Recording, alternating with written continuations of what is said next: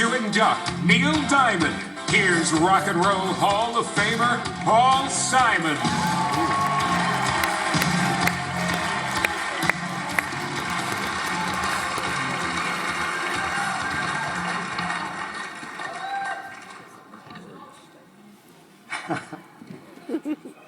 Oh, thank you very much.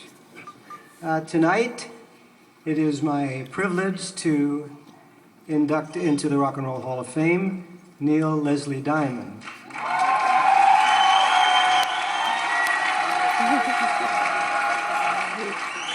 One of the most beloved and successful singer-songwriters of the last 40 years. When Neil had his first hit, Cherry Cherry, great groove, great acoustic guitar groove record, in 1966. In 1991, that's 25 years after the release of his first hit, he was eligible to be inducted into the Rock and Roll Hall of Fame. This is 20 years later. So my question is, what took so long?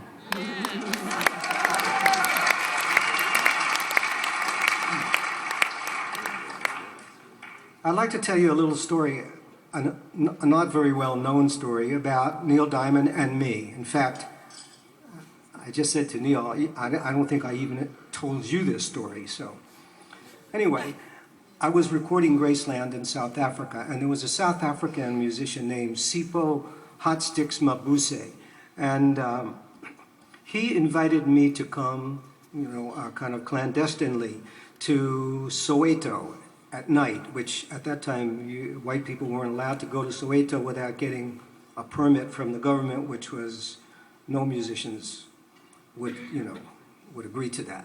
So anyway, Sipho takes me to Soweto. And not only was he a very successful pop star, but he was married to the daughter of the richest man in Soweto. And he was very anxious to show me his house that he was very proud of. So I come into the house, and his grandmother is sitting on the sofa there, and she's watching television. And it's a Neil Diamond special.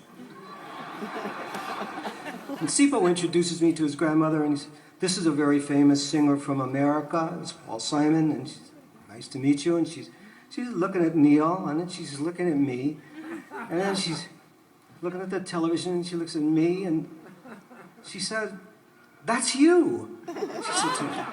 I said, "Not exactly, but I know where you're coming from."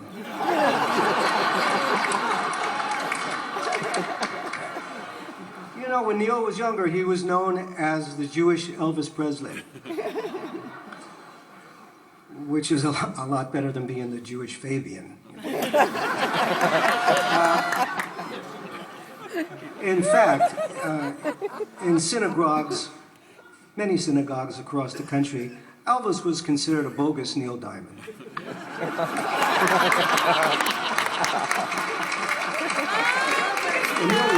Neil was big, a big star. And look at the, you can see why, the hits, Solitary Man, I Am, I Said, Girl, You'll Be a Woman Soon, and the songs that he wrote that other artists covered, a great reggae version of Red, Red Wine, like UB40.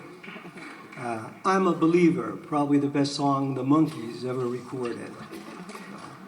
And Sweet Caroline, which the Boston Red Sox hijacked and took up to Fenway Park and play in the 7th inning of every Red Sox game. And then Song Sung Blue, as a melody so infectious, really, that probably everyone in this room has sung it. Maybe not Tom Waits. Most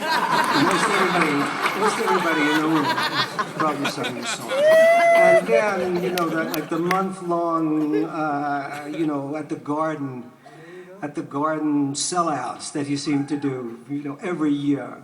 So I come back to the question: what took so long? Yeah. I'll give you my theory. Here's my theory. 6 words. You don't bring me flowers.